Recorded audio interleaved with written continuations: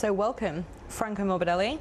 Now with Thank you. Prima Pramac Racing, your first Prima Pramac Racing MotoGP podcast appearance, and perfectly enough at the Pramac Grand Prix of Emilia-Romagna. It's almost like we did that on purpose, and a home round for you. So as always, especially when you've not talked to us for a while, the first question is the easiest question. Franco, how are you? All good?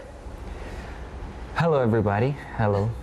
So if that's all you're going to give me, I'm like, we love your chill vibe, but come on.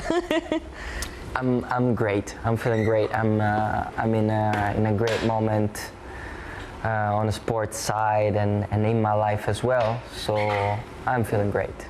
Well, you are in a great moment. Not only you took your first Saturday podium last time out, and you're also getting quicker and quicker as you got more experience on the new bike as well, which obviously is new to you this year. Yeah. So yeah, what are all the positives then? You say in your life as well. Talk us through it. What are the vibes?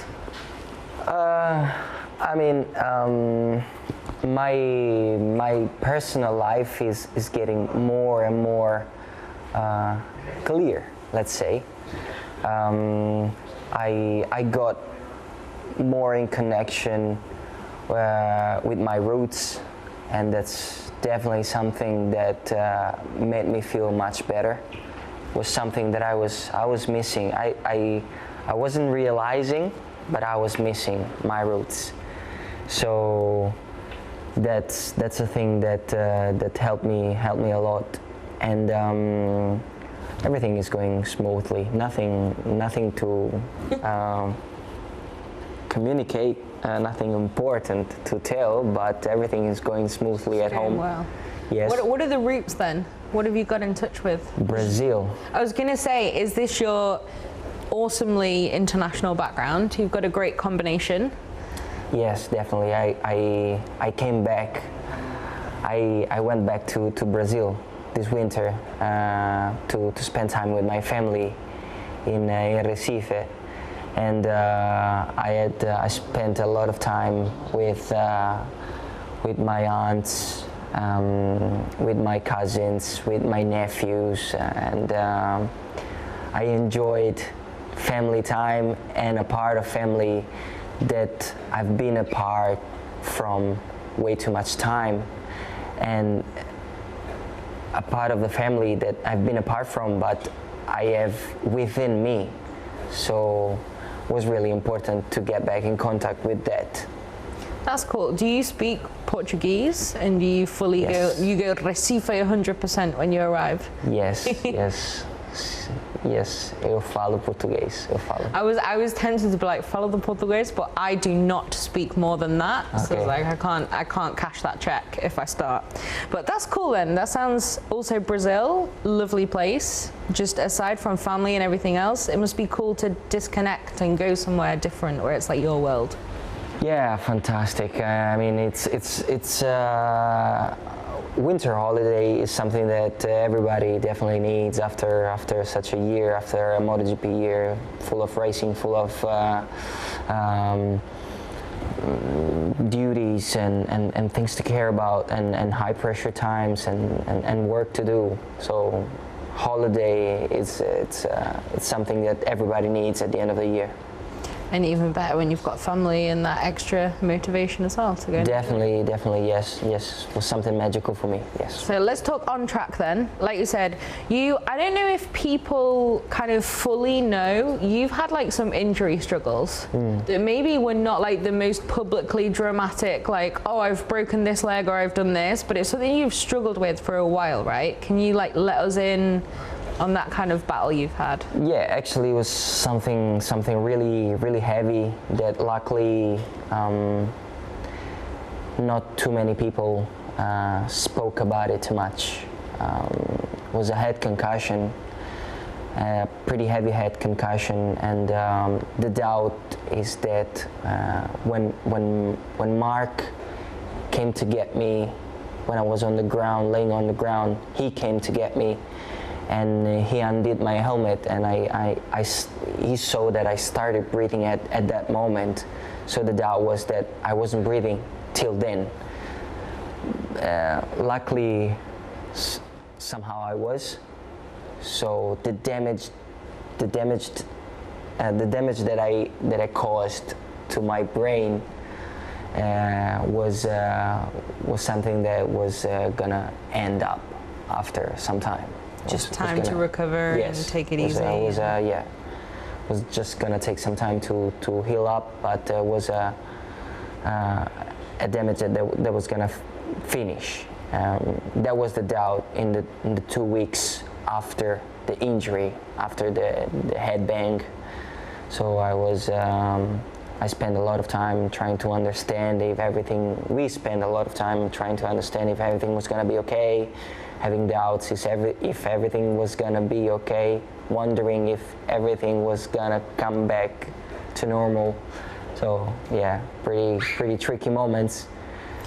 You've also had, was it your knee as well that's caused you a bit of trouble for a little while? 21, I wouldn't say. No? The knee didn't cause me any struggle, actually. I take that back then. The knee didn't cause me anything. Was 21 where I damaged fully my knee, and I decided to get an operation. But then when I came back, I had to swap team, swap bike. I was gonna say, you've had these in amongst these other big changes, right? Yeah. It kind of adds to the challenge, I guess. Yes, was a big heavy challenge. Yes. So this year, then, like you said, you had that extra challenge from also missing.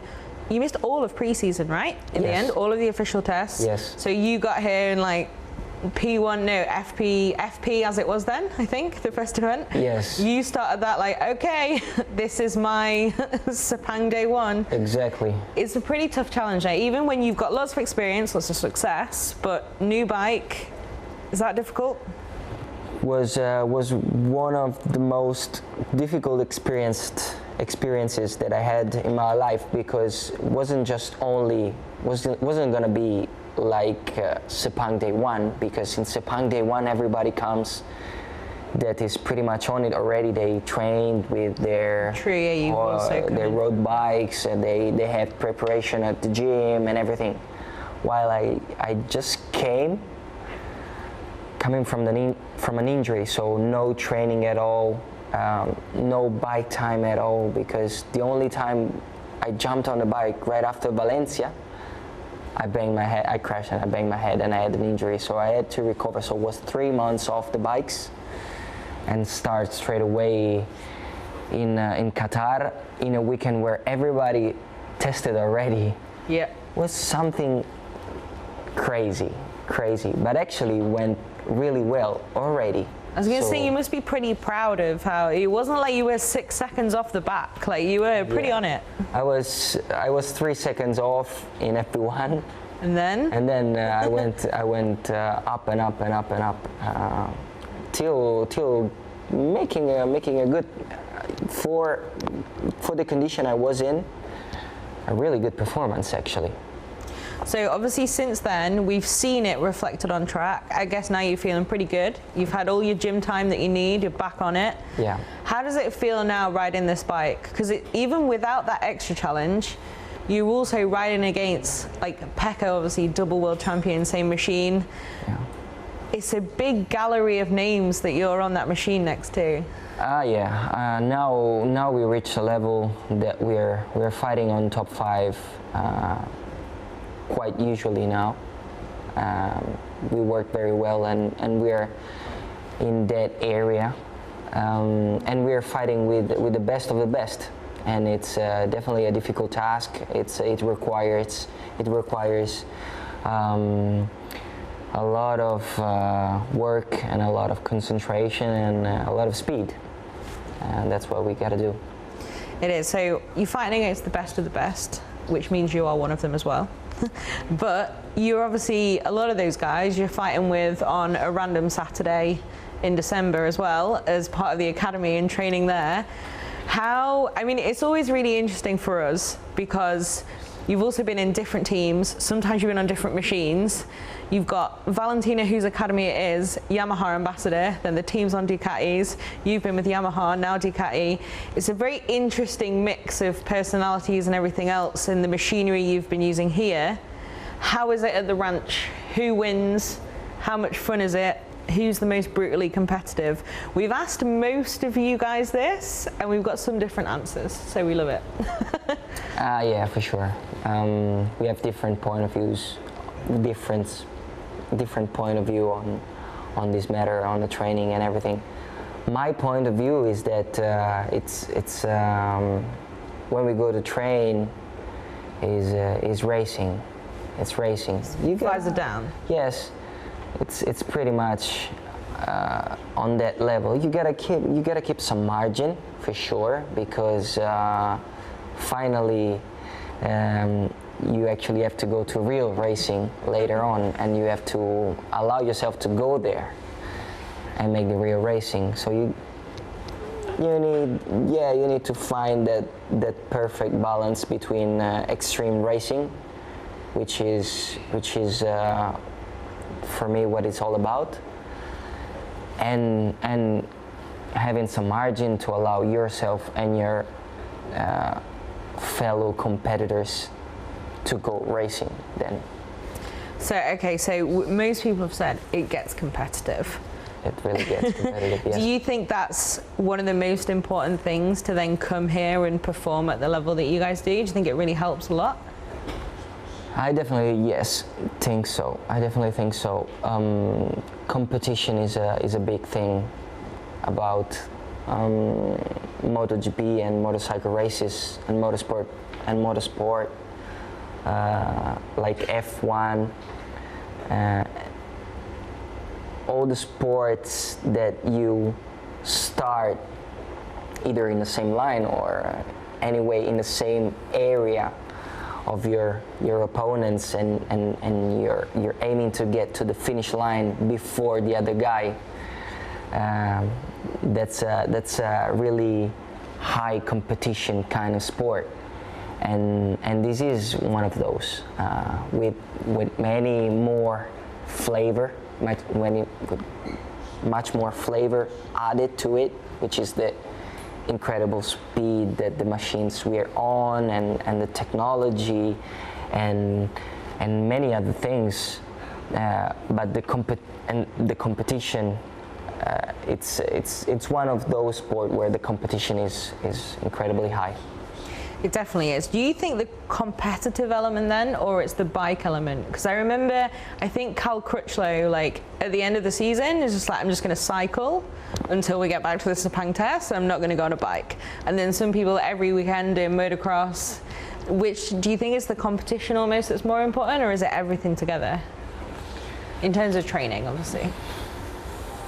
It's everything together. Everybody has his own style of training, his own way of giving the maximum, and everybody has its own.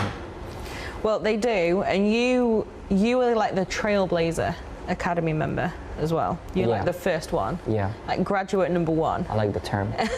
You can use it. Take it back there. Thank you. But yeah, like how is that now?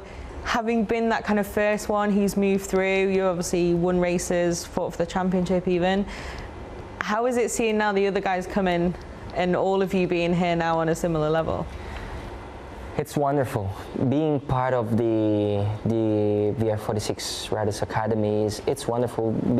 Having the luck of being part of Vale's group was amazing, is amazing. I had the chance to create my career and my life around and thanks to that spark.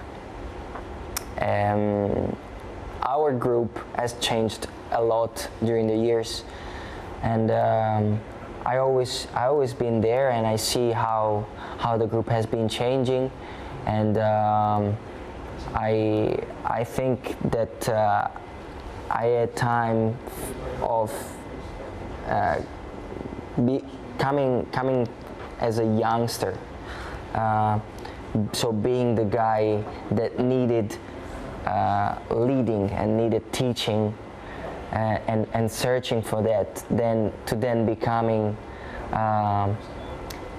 the first guy and the one that was leading and teaching the others. And now I feel that the things are twisted again. I feel that The guys that came a bit later are now teaching me again stuff and things.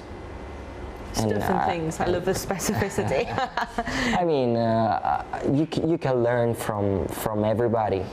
I have the luck that I can learn from great riders every day, such as Pecco, such as Marco, Celestino. Celestino as well is a great rider. I love how you all always give Cele a shout out. It's very nice. For those who like, obviously Moto2 rider, great success, but maybe not the profile of some of you guys, but every single one of you is like, yeah, Cele. we respect a lot Cele. Cele is a great rider. He has great skills and he has a wonderful style.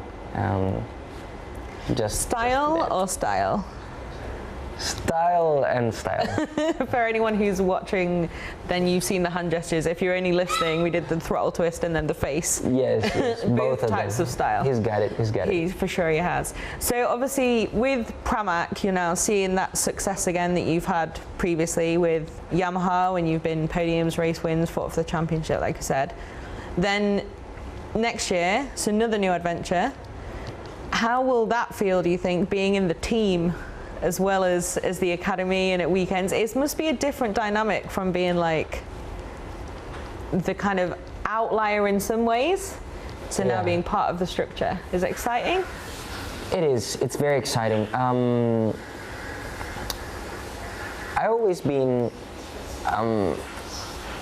within the group, but actually in my career I always been a bit out. I never joined Vale's team in Moto2, or I never joined. I never had an occasion. I didn't do Moto3. Yeah, you came straight in stock 6 stock to 600, VDS. yes, from stock 600 to Italtrans first. Oh yeah, of course. Sorry. I did a couple of years with Italtrans. Then I went with Mark VDS, and I spent a lot of time with that team. I felt great, and I never got in touch with Vale's racing group.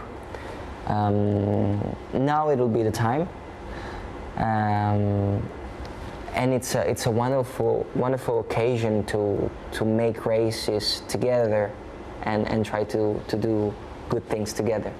It should be cool. We've not actually asked you, how did you end up with the academy?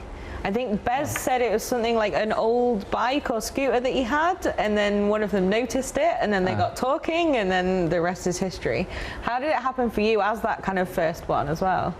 So I was a young guy, a young rider, racing with mini bikes, and my father, being a former rider of the 70s, he has raced in this area for a team in this area of Pesaro. So when things started to become more serious and it looked like I was kind of sort of gonna be a rider, he decided to give me his environment, the best environment that he encountered in his career. Your English is stupidly good sometimes. Thank you.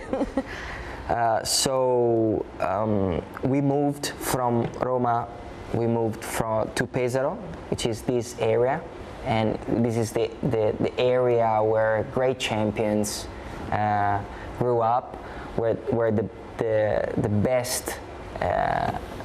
best rider in history, according to me, has grown up, and you're from Rome. Max Biaggi will be crying. Yeah, yes. So we moved here, and by some contacts, my father asked Graziano if I could train with them at the Cava. So I was 12, and I was already training with them. Wow. With Vale, with Sich. In Cava, which just was a little 12-year-old you, like, hi. I was I was crazy as hell already as a rider, and I was riding that. I was 12. I was riding a Yamaha 450 already, with those guys, and I was giving them battle already. So I was fierce, and Carlo saw that, and told me the first time he saw me, he told me, "Hey, you're Morbidelli." Yes. Wow, the corner because there was one corner that I was risking my life pretty much every lap. So he saw that, so he decided to give me maybe a direction and help me on getting that done better.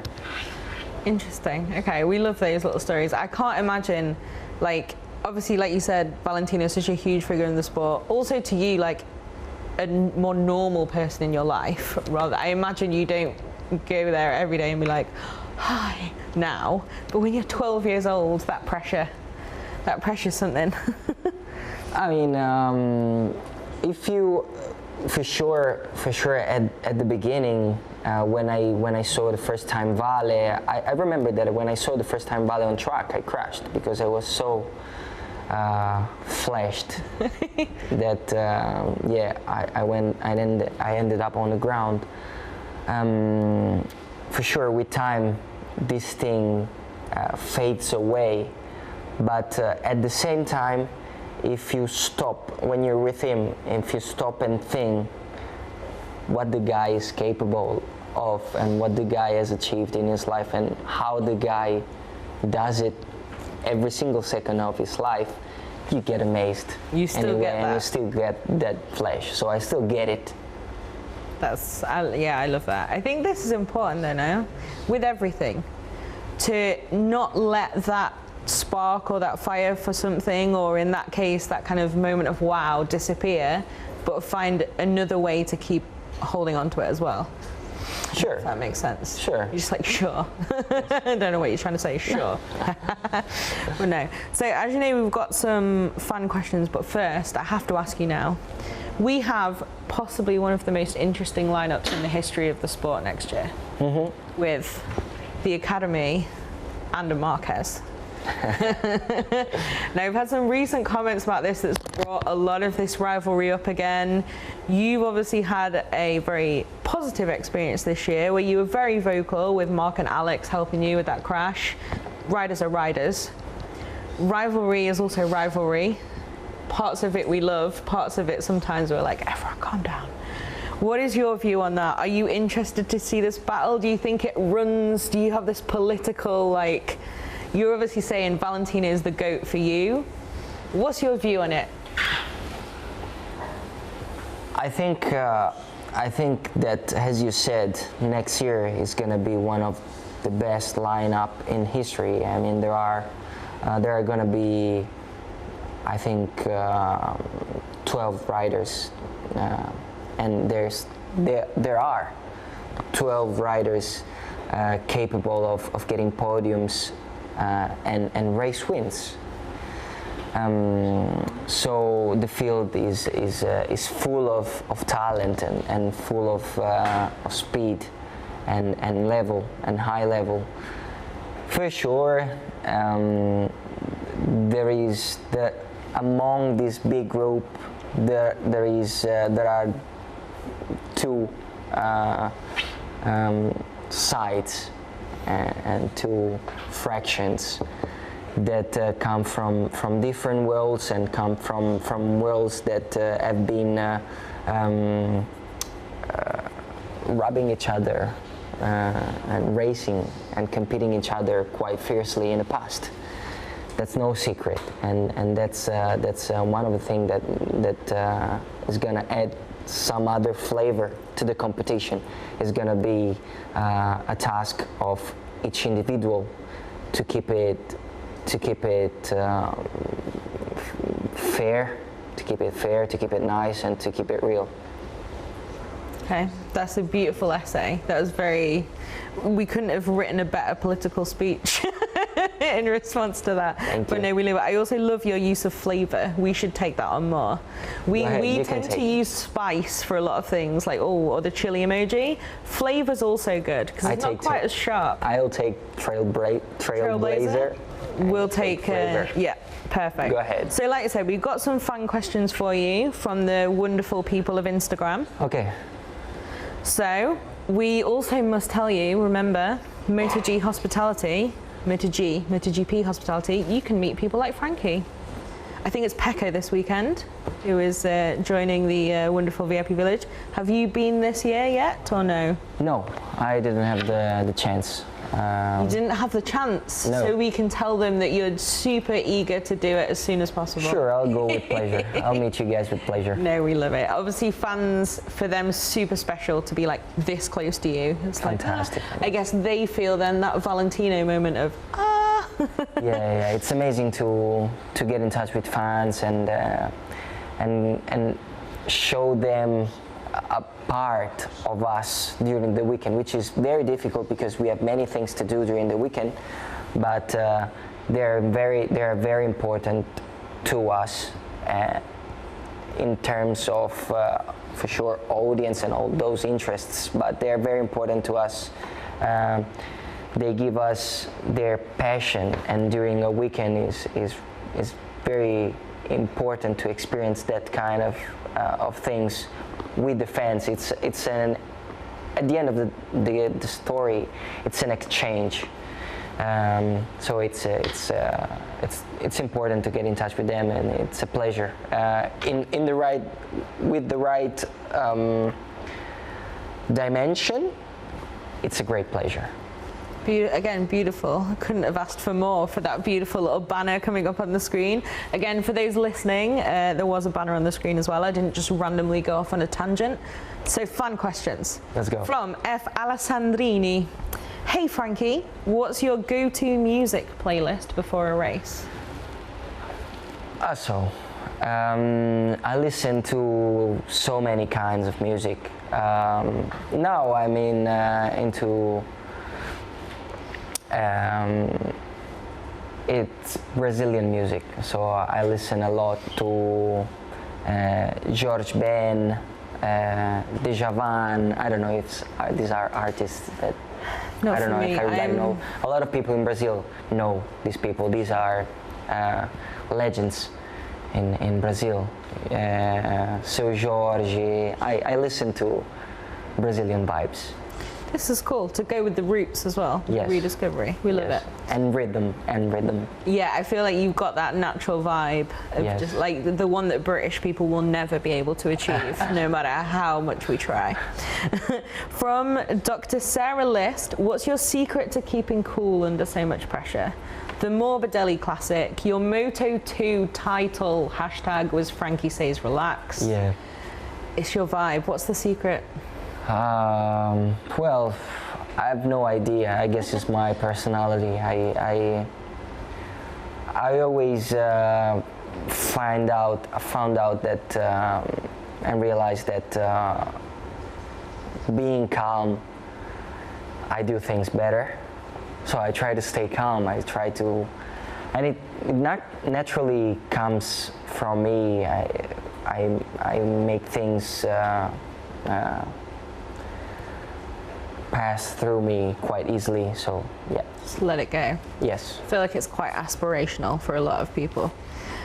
From maybe Real Eladio, I'm not sure where the username splits up. What's the best advice Vale has ever given you?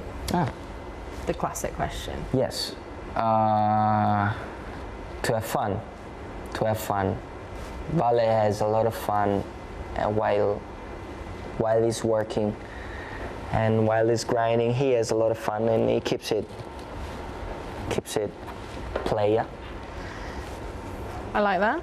If you could, from Gab Desk 1200, if you could have two former riders back on track, who would you choose? I choose Kevin Schwantz for sure, first one, and Luca Cadalora. So the most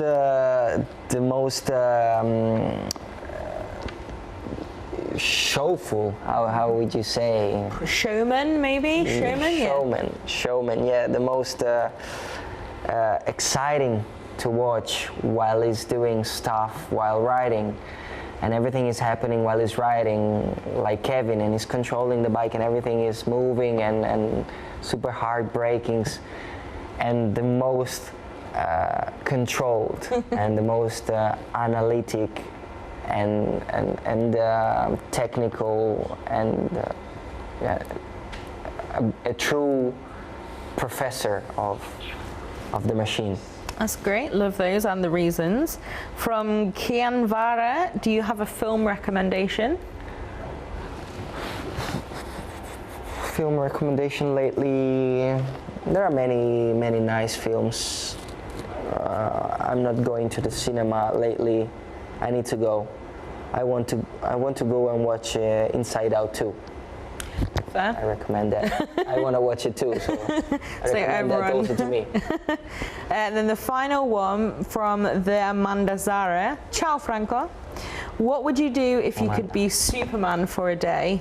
Love from Indonesia. Please keep it clean. Okay. If I'd be Superman one day, well, I'd just fly around, to be honest. Like, fly around and try to adjust things that need to be adjusted around the world. Try to do that. to just fly around, sort out situations. And sort out things, yes. Right, that's a great answer. You've got the fun of you getting to fly, but also the humanitarian, and I'm going to turn up and help. Exactly. I'd do Superman. I'd be Superman one day. That would be good. I think you do a great job of it as well, and calm with it too, which maybe the world needs a little bit more of sometimes. So that is all our fan questions. That's all my questions. Hope it wasn't a painful 30 minutes for you. It was great. It was a pleasure for us to talk to you, especially, like I say, just going great this season now. It's great to see you back up at the top and really getting in the groove again. And best of luck this weekend. Thank you. Have a good one. Thank you.